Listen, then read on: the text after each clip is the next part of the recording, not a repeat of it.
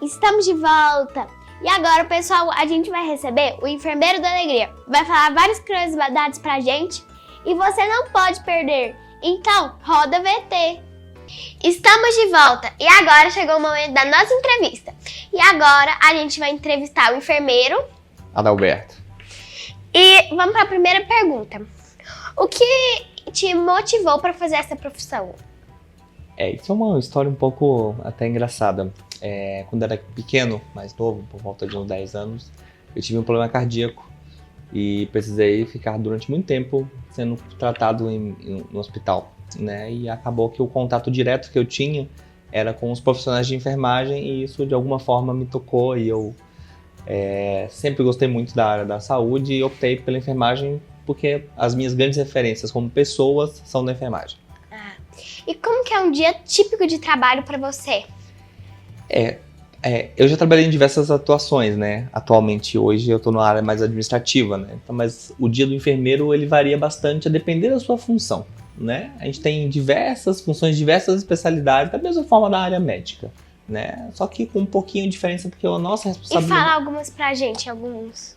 Algumas, por exemplo, a gente tem as específicas de ambientes fechados, como o UTI, que é um cuidado um pouco mais intensivo. Aqueles pacientes que são mais graves, um pouco mais adoentados, que necessitam de uma atenção muito maior, né? De uma vigilância muito maior. Nesses casos, a gente tem o cuidado intensivo e intensivista.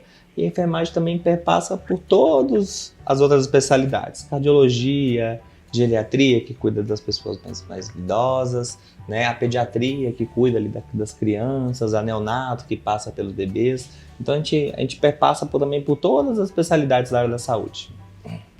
E qual foi o maior desafio da sua carreira até agora? Boa pergunta. Eu acho que sem dúvida o maior desafio, eu acho que foi também um dos primeiros, foi a pandemia, né? O processo de pandemia foi algo muito desafiador, não só para mim, mas eu acho que para toda a categoria, toda a enfermagem, eu acho que toda a área da saúde, inclusive, foi um grande desafio. Como foi meu primeiro desafio, né, na minha primeira atuação como enfermeiro, já foi logo na pandemia, eu encontrei isso como um grande desafio. E você já passou por alguma situação que você teve que agir com emergência? Já, várias, né, principalmente porque a minha área de atuação é uma área de cuidado intensivo, então... A complexidade dos pacientes, né,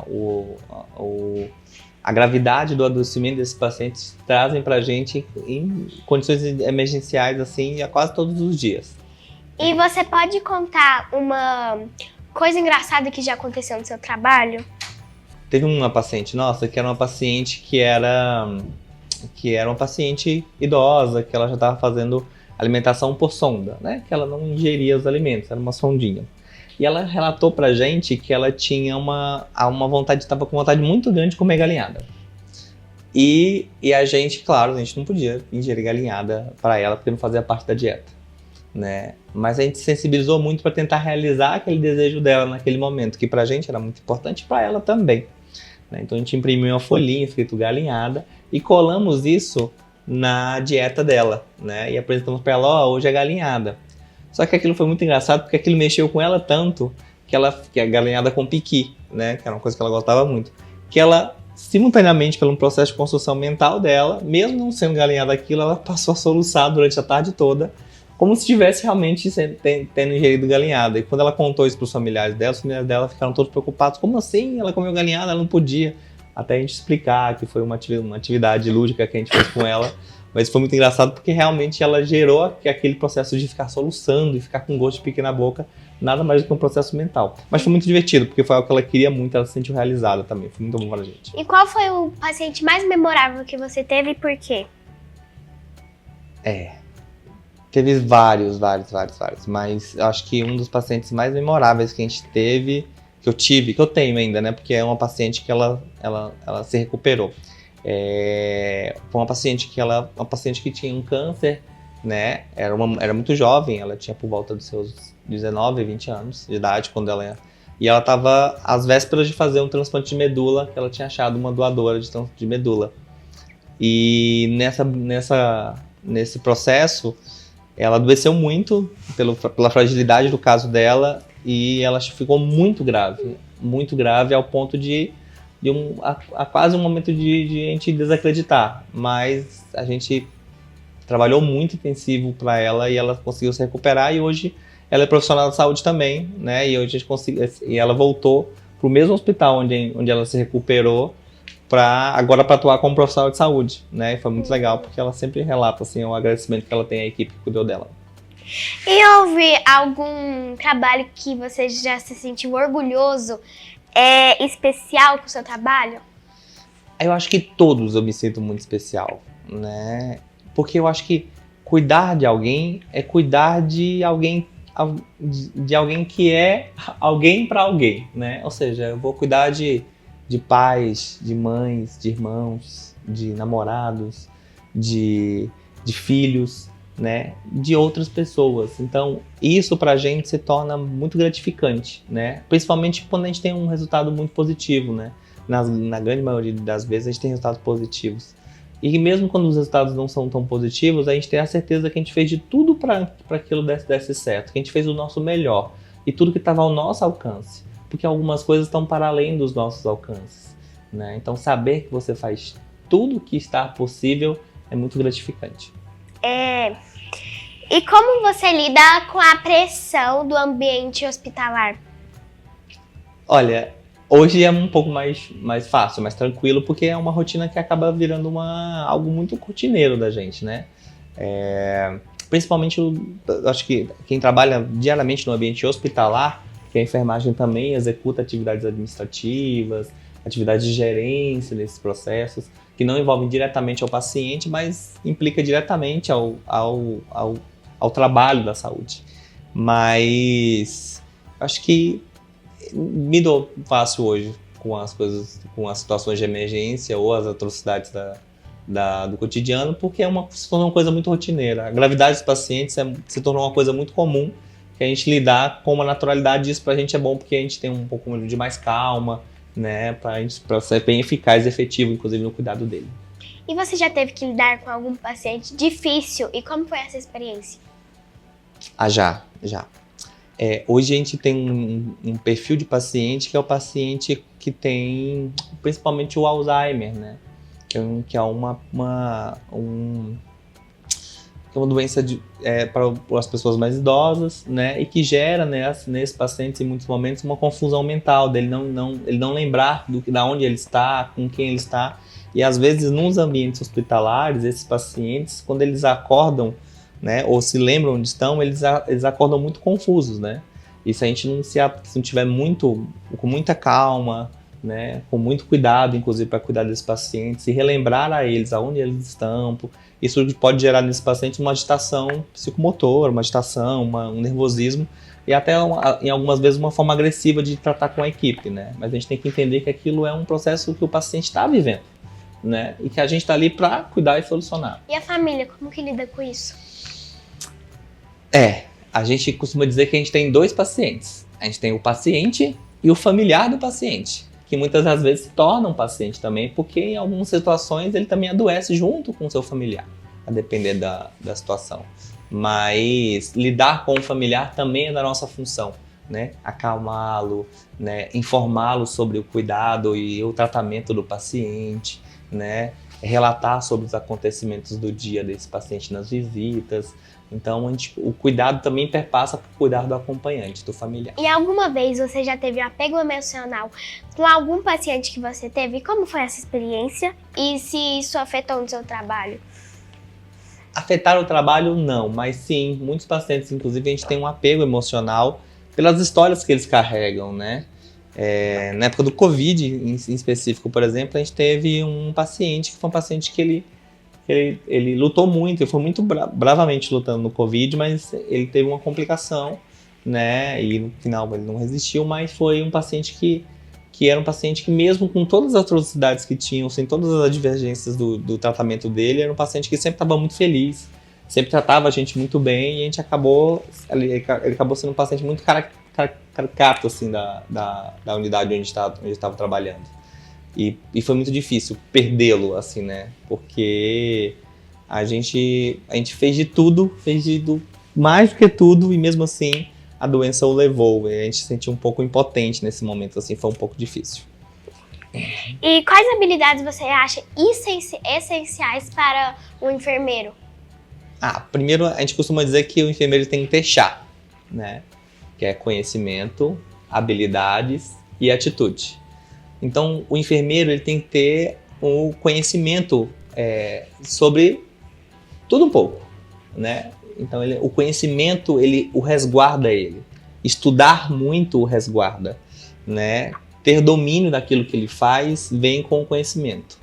Habilidade, a gente costuma dizer nessa sigla, que é a prática desse conhecimento, é colocar em ação tudo aquilo que você aprendeu e se aperfeiçoar cada vez mais no seu cotidiano. E a atitude, a gente coloca do enfermeiro ser muito proativo das suas ações, né? De tentar achar soluções para as coisas. Então, acho que a enfermagem, para ser um bom profissional, precisa ter chá, que é conhecimento, habilidades e atitude. E como você se mantém atualizado sobre as melhores técnicas de enfermagem? Aí é estudo. A gente estuda bastante, a gente faz curso de especialização. Eu sou especialista em cardiologia hemodinâmica, que é uma área de atuação que eu tenho uma afinidade pelo meu problema de saúde há um tempo atrás. Mas eu acho que hoje o objetivo do enfermeiro, além de geral, é se especializar mesmo em determinadas áreas, né? Como a saúde ela se ramificou em especialidades, cabe a gente também se adaptar e se especializar para aquilo que a gente mais convive, né? Daquilo que a gente mais pode melhor aproveitar no nosso ambiente de trabalho. No meu caso, que era UTI, os meus pacientes eram pacientes cada vez mais cardiopatas, ou seja, com problemas cardíacos, então eu escolhi a minha especialização a partir do perfil de paciente que eu atendo, que eu cuido, né? Então, acho que os enfermeiros têm que se preocupar com isso, de se aperfeiçoar e procurar aperfeiçoamentos de cursos de especialização ou pós-graduações, né? Daquelas áreas afins do que ele está dando no cotidiano dele, do que ele gira ali no cotidiano de cuidado dele. E você já teve a oportunidade de trabalhar em diferentes áreas de enfermagem e quais delas? Já trabalhei em diferentes áreas de enfermagem. Então vamos lá, eu já trabalhei nas enfermarias, né, que são os pacientes menos complexos. Já trabalhei em unidade de terapia intensiva específica da cardiologia, com pacientes transplantados, né. Eu trabalhei na UTIM, que é uma UTI específica para neonato, para o bebezinho. Assim que ele sai, ele não consegue, ele precisa de um tempo para desenvolvimento, então ele fica nessa UTI específica para bebês. E fiquei também um tempo muito pequeno na pediatria e também na enfermaria gestantes, né? Então eu fiquei na sala de parto, pré-parto e posteriormente acompanhando as gestantes do pós-operatório, que foram curtas, mas foram muito importantes assim. E hoje eu estou na área da gestão, né? Que hoje eu trabalho numa área um pouco mais de gerir a saúde, os profissionais, do que realmente atuar diretamente com o paciente. E qual dessas áreas mais te agradou? Eu sou suspeito para falar, eu sou especialista em cardiologia, né? Então, trabalhar com pacientes cardiológicos, né, cardiopatas, assim, na especialidade da cardiologia é algo que eu sou fãzaço, né? Eu sou um paciente também, mas eu sou muito fã do processo da cardiologia. O coração em si é algo que me brilha os olhos, assim, sabe? Ler os eletros, né? Ver a resposta, a importância do coração e como ele age em todo o processo sistêmico do corpo é fantástico para mim. Eu fico às vezes viajando assim. Então, e tenho saudade hoje de trabalhar nessas áreas, mas eu sei que experiências são feitas para você ter, e eu estou gostando muito da experiência na área da gestão que eu estou tendo agora. Mas a gente sabe, né? A gente não posso voltar para a área da cardiologia. E como você lida com a perda de um paciente? Isso é uma das coisas que a gente nunca aprende, tá? Sofia, assim, lidar com a perca, por mais que aquela perca é uma perca que, por um lado, não é nossa, né? Mas a perca do outro se torna nossa porque aquele paciente passa a conviver com a gente no nosso cotidiano de trabalho, da assistência. Perder nunca vai ser fácil, né? Principalmente quando a gente faz tudo para aquele paciente, mas ele é vencido pelo agravo da doença, né? Então, em alguns momentos a gente se sente um pouco impotente, né? Mas é uma das coisas, inclusive, que a gente também tem que se preparar bastante, que é para esse processo, né? A pessoa nasce, cresce, envelhece, às vezes adoece, e se vai. né? E cada dia mais a gente vai se preparando e tal. A gente nunca vai aprender, de fato, a lidar com isso. Mas a gente, no cotidiano, vai criando algumas estratégias para se bloquear um pouquinho sobre esses sentimentos e tal, não transparecer isso muito às vezes do paciente, porque eu acho que os nossos problemas que a gente tem lá na nossa casinha, eles não podem ir para dentro do ambiente hospitalar. Lá a gente tem que estar de 100% para o cuidado do paciente. A gente tem que estar todinho lá, inteiro, né? Os problemas eles têm que ficar ali da porta para fora, né? Porque a gente tem que estar ali 100% para cuidar de alguém que precisa da gente 100%. Né? Então muitas vezes quando a gente não está muito legal, até não é muito bom a gente ir para o ambiente hospitalar, mas é ruim. Eu até hoje, inclusive, não aprendi a lidar com uma perca. A gente mais ou menos cria ali algumas estratégias para não sofrer tanto com aquilo, mas aprender mesmo, acho que poucas pessoas aprenderam a lidar com isso. Existe alguma história de paciente que te inspirou? Várias, acho, quase todos, assim. Acho que eu costumo dizer que todo paciente que passa pela gente, a gente deixa um pouquinho nele. É bem clichê isso, mas é muito real. Todo paciente que passa pela gente, deixa um pouquinho na gente e leva um pouquinho da gente também. Então, todo paciente que se recupera de alguma forma, traz a gente uma esperança de que a gente está funcionando, que o nosso trabalho deu certo. Né? Então, acho que todos os pacientes, inclusive, me motivam a continuar sendo enfermeiro, a continuar atuando nas minhas áreas. E você já teve que fornecer apoio emocional para os parentes? Já. E como foi? Muitos. É uma parte um pouco que a gente também a gente não aprende na faculdade, né? A lidar inclusive com o processo emocional do acompanhante, né?